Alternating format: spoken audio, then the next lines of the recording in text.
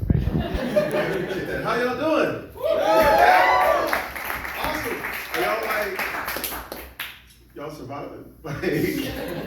Shit is crazy right now. You're aware of that, right? Like shit is like really crazy. Apparently our president is just trying to not be a president as hard as he can. It's insane. Like I was reading the news, and I was reading articles Al Jazeera, and the Al Jazeera article said that America under Trump is like a dumpster fire, which, if we're being honest though, not fair to dumpster fires.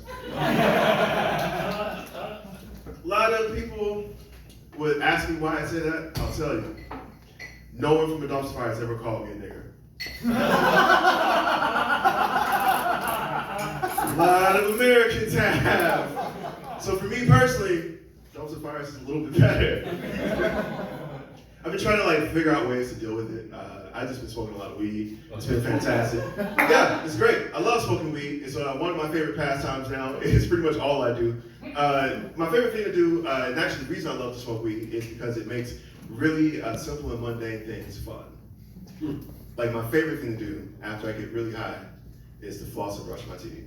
Anyone else? Yeah. You should. Everyone here should have been applauding for that. It's called dental hygiene. I like weed because communal drugs, like you get to share it with other people. Sometimes like you'll try to share with someone and they'll tell you like a story as to like why they don't smoke anymore. So I go trying to smoke. They're like, oh no man, I don't smoke anymore. Last time I smoked weed, I tried to fuck a monkey and prove that's how you get AIDS. And you're just like, oh God, you can just say no. You can just say no. Also, how was the monkey? No, don't tell me. I'm 37 years old. Yeah, I'll take that.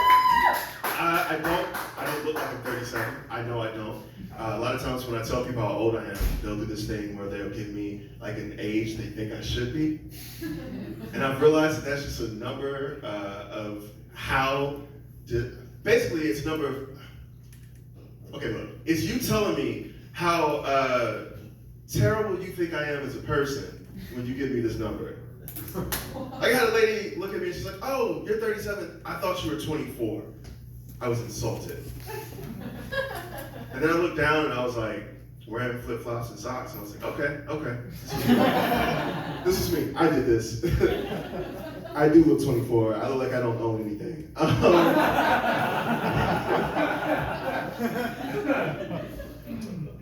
You know what?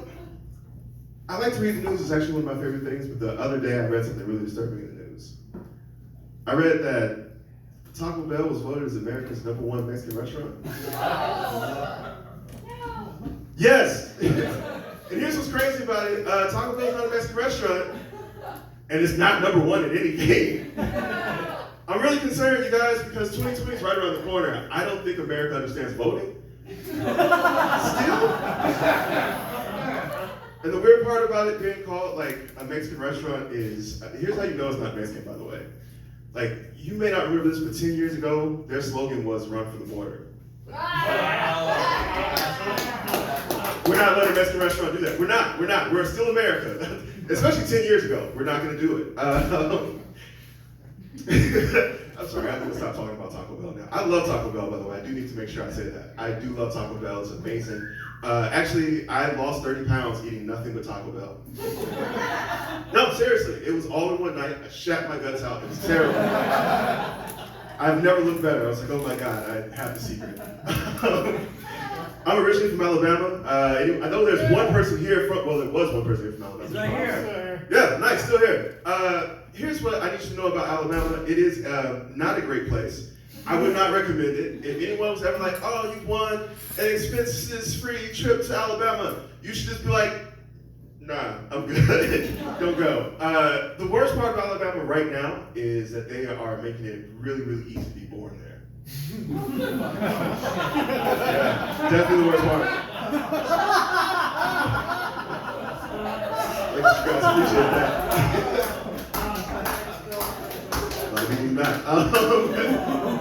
I will say this. He mentioned that he was from Mobile, Alabama, when I talked to him in the back. I don't know if he said it on stage. Just so you know, Mobile is spelled M-O-B-I-L-E.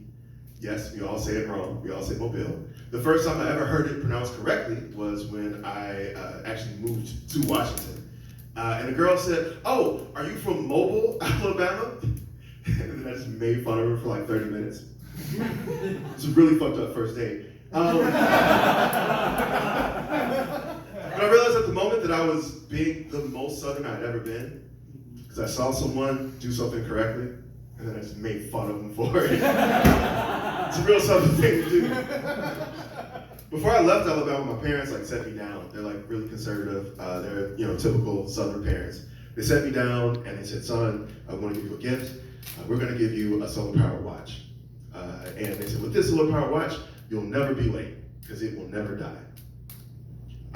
I moved to Seattle a month later. Yep. After 2 months in Seattle, my watch died. Found it hanging in the closet, committed suicide. Depressed as fuck, couldn't make friends. It left a little note for me. I said, "I have no more time left for this world." Thank God. My watch was so poetic. I should spend more time with it. I actually drove here from Alabama. Yeah, 3 days. Don't do it. It's dumb. I did it at the time. I was like, "Oh, I'm gonna see America. Couple hits about America.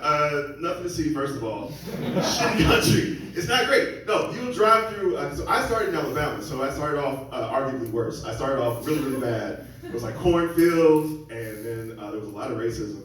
And then I crested the racism, and then I came over to the mountains, and then I made it here to Seattle. Actually, well, this is not Seattle. I made it here to Washington. I came out and around, and then I actually was in Seattle. I was like, "You know what? I'm gonna drive through Seattle and see what it's like. I'm gonna experience the little city. I'm not from here. This is all new for me." Ooh. So I just realized when I moved here that I had never truly experienced traffic. I've seen other cars on the road before. I'm not an idiot, but I'd never experienced traffic. For real traffic. And I have been experiencing for real traffic for the last 5 years since I moved here. I gotta tell you something, fucking hate it. It's the worst. Here's how bad traffic is for me. So the other day I was stuck in traffic, I was going to work, and I just started daydreaming. I just had to get anywhere else but inside my car. You've been there before. I started daydreaming. In my daydream, a police officer pulled me over. I pulled over to the side of the road. Over a loudspeaker, he said, "Get out of the car." I got out of the car. He got out of the car. He walked up to me. He said, "Sir, you know I pulled you over?" And I said, "No. Why did you pull me over?" And he looked me in the eyes and he said, "You're like you could use a hug." Then he hugged me for 5 to 10 minutes. I got back in my car. I felt seen. It was amazing. To recap for you, traffic here is so bad it makes me want to get physical with a cop. And I want you to really think about it. For the ladies in the room, I get it. That's not a daydream, that's a nightmare. Random dude just trying to hug you, that's pretty much been your life, and I apologize for that. I'm so sorry. But for the men in the room, I want you to really think about it. Imagine this is an amazing hug. A really good hug. I'm talking a strong chest, tight arms. Don't be weird. You know what makes a good hug. You telling me next time you see cop lights in your mirror, you don't think, "Oh, is it hug time?" I would. I 100% would. I prefer hugs to bullets. I know one person laughed at that. Thank you very much, Kenny. All right. For the rest of you, fuck you. I have to go home and deal with that. No. All right. The guy walked up to me and he said, "Hey man, I'm playing chess, not checkers." So I hit him in the head with the pipe. So I'm playing Clue.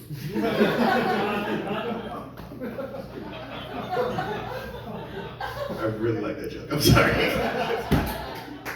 A guy came up to me after I told that joke at the show. He was like, "I really like that joke too." And I was like, "Dope, I'm glad we're on the same page."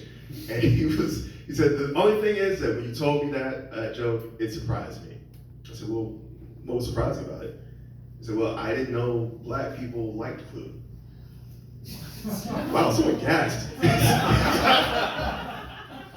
I like how much racism bothers you. That's dope. Super happy. No, that's great. It would be better. Trust me, the gas is way better than some other stuff. You could have been like, yeah! And then we'd have a real awkward conversation.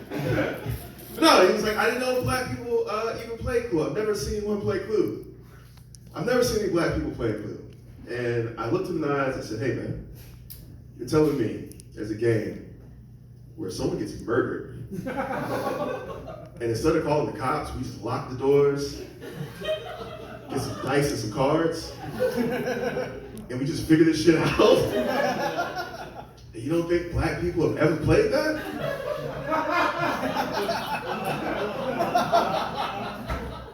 Oh, we played it. You're correct. We don't like playing that game, but unfortunately, that's just our Saturday night. Oh, now we feel sad. Oh, I'll say this. You're right. It is sad to know that black people can't call the cops. That's it. I have no jokes for that. It is sad.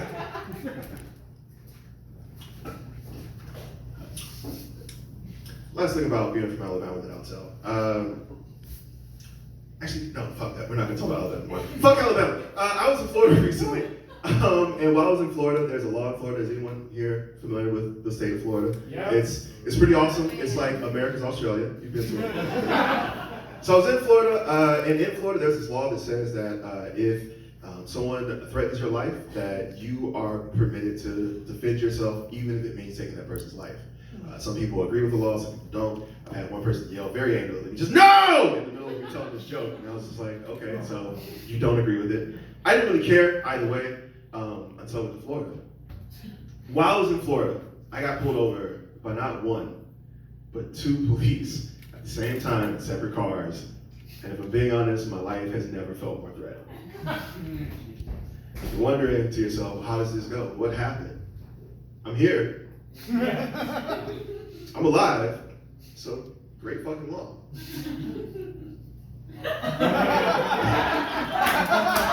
I'll wait, go ahead, somebody's gonna catch it. There we go, okay. Most of you got it, cool. I'm married, my wife is here, she's fantastic, I love my wife. Yeah. Only been married for like, God, I did not think I was gonna do this on stage. Only been married for like 8 months. Hopefully I'm right, we'll find out. I've been married short enough time for me to forget on stage. Dope. So, I am married. My wife is fantastic, and I need you to understand something. I was an amazing boyfriend. Really? Are we laughing? No, I was an amazing boyfriend. Here's the deal. It's really, really easy to be an amazing boyfriend. Thank you. It's a 2-step program. 2 steps. 1, show up to the dates. That's it, just show up. It sounds like it's really simple, but for our generation apparently it's not. And then 2, just be honest. That's it. Show up to dates, be honest, marry. That's how it goes. That's all you gotta do. But when the bar is that low for boyfriend, when you get married, like, the bar for husband has not shifted lower. Women are still expecting more. I'll give you an example. My wife, lovely woman that she is, really loves maple bacon bars. There's a donut shop down the street from where I live that makes an amazing maple bacon bar. Like, really, really good. In fact, like, you can say they make it's like a little too good because they sell out very early in the morning. So one morning, I woke up at 4:40, which is a stupid time to wake up for donuts. I woke up at 4:40, I went to the donut shop, I scared the donut shop owner. He thought I was gonna rob him. I was like, that's racist as fuck. But if you're gonna give me free donuts, let me get 2 maple bacon bars and all the money in the register. So then I took, you assumed it, not me. So I went home, I took both the maple bacon bars home. I waited for my wife to wake up. And then I ate both in front of her. I'm not a bad husband. I'm a bad husband. I will say this, to give me back, here's what she did. She woke up the next day. She went to the donut store super early. She did not rob it. She got 2 donuts, I think she paid. She came back, waited for me to wake up, and then she ate them in front of me, like a savage. And then was like, see, how does it feel? How does it feel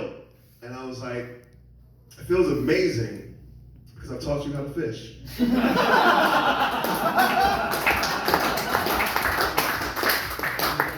like that you guys are applauding me being a terrible husband. Thank you. My wife and I went on our honeymoon, which was awesome. We went to Mexico, which a lot of people don't do.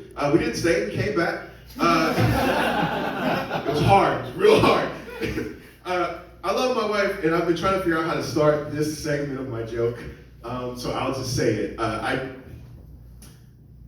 trusted my wife to book the flights. She booked our flights with Spirit. I've never felt more betrayed. If you don't know, Spirit flights, they make you pay for everything. Literally everything. We were on the flight, we had paid to sit next to each other, paid to have luggage, paid to have a carry-on. We're on the flight, it's getting ready to take off, and then like a little boom came on, then it dropped down video screens, and then it was like, safety instructional video, $1.25. And I was like, what? And I thought to myself, like, all right, I didn't know how seatbelts work, but just in case, let me try this. I paid $1.25 for an instructional video. It was just a Spirit flight attendant standing on the screen like, I don't know, figure that shit out, man. $1.25 for that. The plane did not crash. I'm super lucky. Actually, after we flew with Spirit, I was really pissed off the entire time. My wife can tell you I was in kind of a terrible mood throughout the flying process. And as we were flying, of course, you have to go through the TSA. I'm very angry about Spirit. I'm going through the TSA. It was this little short guy. He was really old. He walked up to me. He was like, all right, sir, I'm going to touch you here with the back of my hands. And in my head, I thought, all right, let's just fucking get this over with. What I said out loud was, all right, let's just fucking get this over with. Which, when I said it, he heard me, and he was like, it's time for my break. You. Snapped his fingers.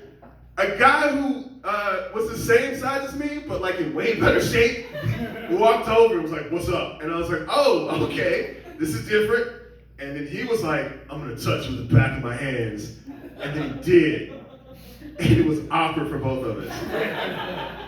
So here's the thing, as it's happening, I'm standing in the airport. Dick is hard. Don't question it. Look, it was a government hand job, I had to do it. And I'm just trying to figure out how to like make this okay. So in my head, I'm like, I know, I'll tell a joke. This will all go away with my joke, we'll laugh, I'll walk away, and he'll be like, even though that dude's dick was hard the entire time, he was super cool. So I leaned over to him after he was like, all right, we're done.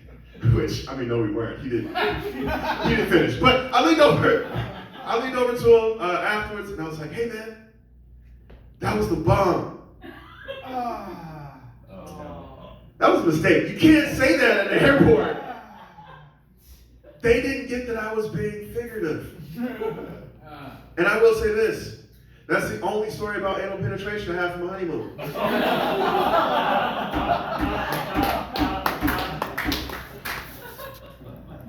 Go on. Okay.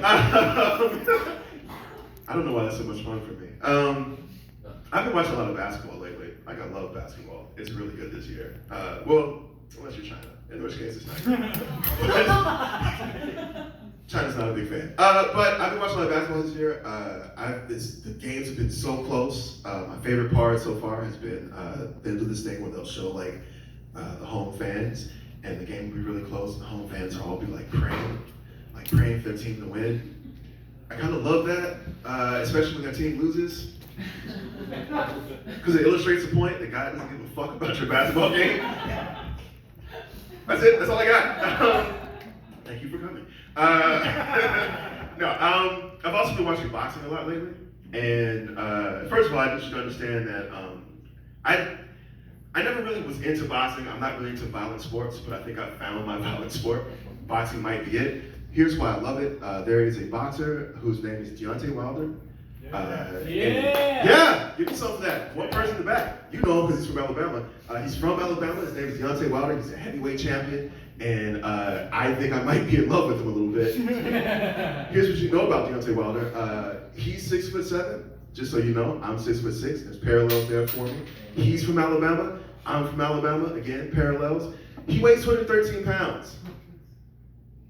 I weigh over 200 pounds. Parallels. The point is we have stuff in common. Here's the thing that is different between me and Deontay Wilder. I need you to know that Deontay Wilder has put 40 men to sleep with his right hand. Yes. His right hand is ambient, literally ambient. And if you're like, I doubt that, there are 40 dudes right now who are like, nah, that's the best thing I've ever got in my life. He was in a fight recently against, his name was Brazil. He was ready to fight Brazil. It was really awesome. They're at the press conference and all the build-up. And at the press conference, one of the reporters was like, Brazil, blah, blah, blah, wife and kids. And when, I don't remember the question, fuck it. But then when Deontay Wilder heard wife and kids, he was like, hey man, don't bring your wife and kids to the fight. Yeah, dick thing to say.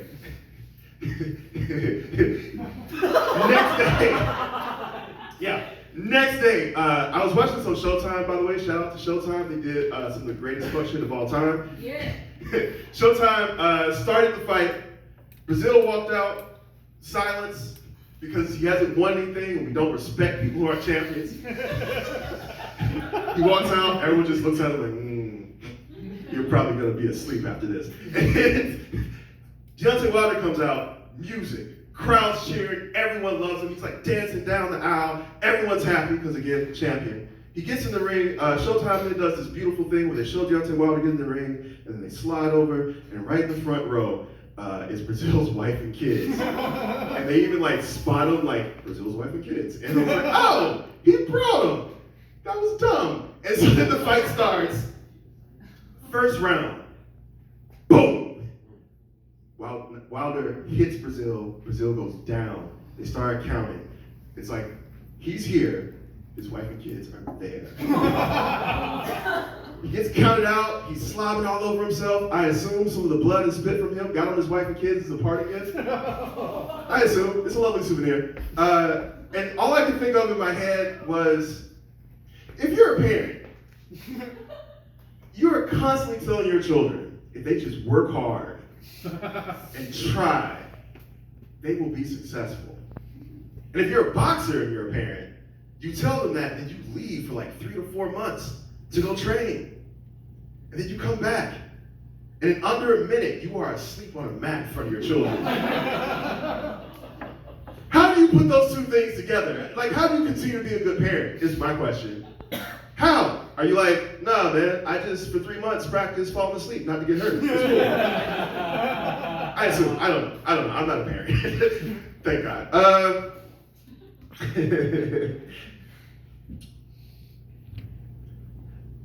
Y'all think Crips are cool with blood transfusions?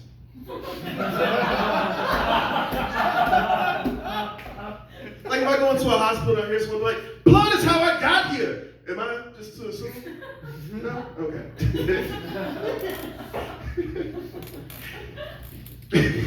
Sorry, I just really enjoyed that. So I did mention I'm 6'6".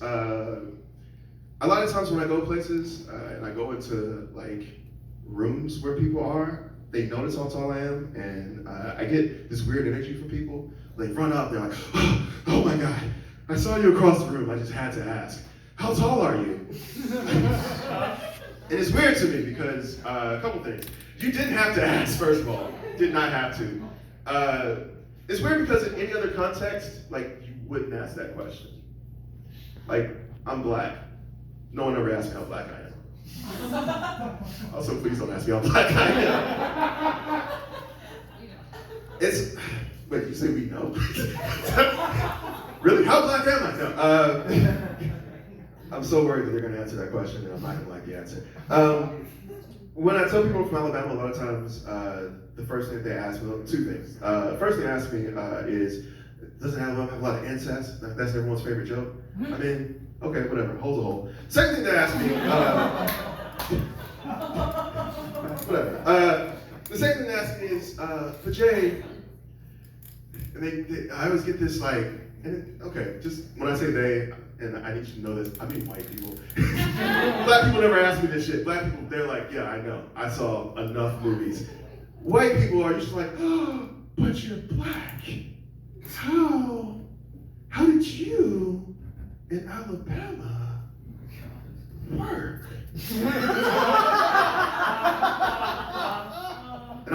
tell him, like, we didn't. That's why I'm here. I left. And when I told one guy that, he was like, well, I need you to know. I need you to understand. There's still racism in Washington. And I was like, dude, did you just white mansplain racism to me? Like, oh my God. I know there's racism in Washington.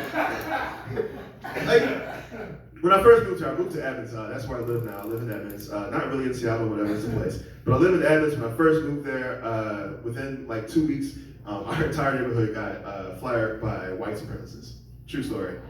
Super dope. Yep, awesome. I walk up and down the street to the grocery store all the time. I don't know if you noticed, but I am black. I look like this. And if I'm being honest, like, when I found out about the whole white supremacy flying thing, I felt kind of flattered, if I'm being honest. So that means that I was walking up the street, I assume, and someone was driving the other way. It was like, whoa, whoa, whoa, whoa, whoa, whoa, whoa. We gotta go to Kinko's now. I just saw the biggest black person I've ever seen in my life. Because I don't watch the NBA or the NFL or just life in general. And I need to tell everyone about it. And if I'm being completely and blatantly honest, it's a real confidence booster for me. I could use that. Sorry, that's a bigger deal for me than for you, I get it. I realized recently that I'm not a big fan of Superman. Oh, okay, one person. I realized I wasn't a big fan of Superman. It's not like all the obvious reasons. Like, I get the whole like Clark Kent reason, and everyone's like, oh, but you can just tell. First of all, I will say this, and this is not my reason. I need to make sure I say that, but here's what is confusing me about the whole Clark Kent thing. I'm a real nerd here. So there's an issue where there's a character that can shapeshift, turns himself into Superman, and he stands right next to Clark Kent, and everyone's like, oh, okay, so he's not Superman, and I get that. That makes sense. But what I don't understand is why people didn't immediately mock Clark Kent for pictures. Here's the thing, I can't catch Superman. He can fly, Clark Kent can't. I would just stand outside the Daily Planet, I know where you work, I'm like, yo, let me get a selfie. Just take the glasses off, do this. Bam. And that would just be a line of people waiting for selfies with Clark Kent, just so they can be like, look, it's me and Superman, and it's not, it's Clark, whatever. So here's my problem with Superman. I get it, I sit around thinking about that. I'm way too high, I'm like, why aren't people just getting selfies from him? But anyway, here's my real problem with Superman. The other day I was watching, I can't remember which movie it was. It was a Superman movie that was bad. Y'all remember which one? Exactly, all of them. Exactly, all of them. I was watching one of the many bad Superman movies, and as I was watching in this one, they showed the world of Krypton, where Superman is from. And on Krypton, everyone is just like him. And as they went around and showed like the world of Krypton, as I watched it, I came to the realization that no one in Krypton has any melanin. It's weird. There's 0 people of color all over Krypton. And at first I thought it was me, because I was super high, and I thought, well, maybe I'm paranoid, I'm just not paying attention. Because like, when you think about it, you can't have a race of superhumans and be like, yep, they're all white. You can't do that. Yes, you can. You totally can do that. I Googled it, which by the way, if you Google Superman and white supremacy, fun stuff you find. First of all, Krypton, all white. Never a black person on Krypton. I really looked. I mean, we're talking weed looking, so like days of looking, I swear. The other thing I noticed is that when I typed in Superman and white supremacy, I found images of Superman fighting Hitler. Yeah, in the old comics, Superman would go to Germany and he fought Hitler. He fought Nazis. So like Hitler was like, we have the superior race. I realized I can't do a German accent. Don't judge me. Hitler was like, we have the superior race. And Superman was like, nah, we did that already. Krypton. We're the superior race. And that's when I came to the realization that if we're being honest about Superman, his real uniform should very much be a pair of khakis, a tiki torch, and a red hat. Because it's all about that white supremacy, baby. All right, let's wrap up. Let's get weird. I'm gonna end this with a joke that I'm a big fan of, but no one else seems to be. I think we should oppress our chickens. Yeah, see, point. I think we should oppress our chickens. Here's why. First of all, when I say that, I don't want you to think I'm doing something nefarious to chicken. This is not high enough. I don't want you to think I'm doing something nefarious to chicken. This is never gonna be high enough. I don't want you to think I'm doing something nefarious to chicken. Here's the thing. All right, so it'll be completely open spaces. The chicken can walk around. They can have the best life. All we're gonna do is we'll put up some speakers and we'll just tell the chicken true things. Like, no one cares about you. You don't know where your father is right now. Feeling really bad for that chicken, huh? And then I think the real kicker for the chicken probably will be, and I apologize, I guess there's some chicken sympathizers in the house. Your self-worth is a lie. That's what they hear. It's like, oh. And so as they're there, the chickens hear all these things over time, as their life is going, eventually, they're just like, you know what? It's right. I don't know anything anymore. I don't know who I am. My world is upside down. And then we'll put little suicide booths into the farm. And then the chicken will be like, I'm so sad. They'll walk into the suicide booth. They'll kill themselves. And those are the chickens that we're going to eat. Not going to taste better. I just need you to know that. It's going to taste like sadness and despair. But here's the thing. Yeah, it's not going to be great. Here's the thing. Do you really want a chicken that lived his best life to be your double down? Really? You really want to bite into one double down and be like, yeah, this chicken had a great life, and now it's literally 2 pieces of meat. No, I'm sorry, 3 pieces of meat and mayonnaise, and I'm gonna eat it and shit it out. Is that what you want? Yeah. Cool. That's one of the things we're gonna put on the speakers to the chicken, so they know you're gonna do it to them. You enjoy that. My name is J. Jones. Y'all have a great night.